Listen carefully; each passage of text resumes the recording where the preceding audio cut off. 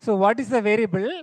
A variable is a place, okay, where we store information in a computer program.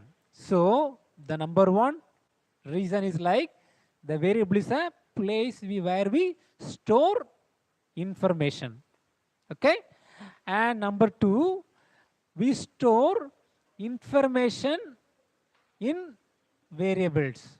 This is the place where we store information, and in this place we are going to store information. Both seems a same meaning, but I have separated for clear understanding and analogy, okay.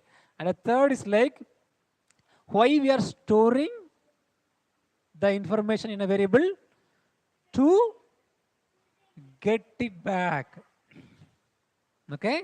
So why you are storing the information in the variable to get it back, okay.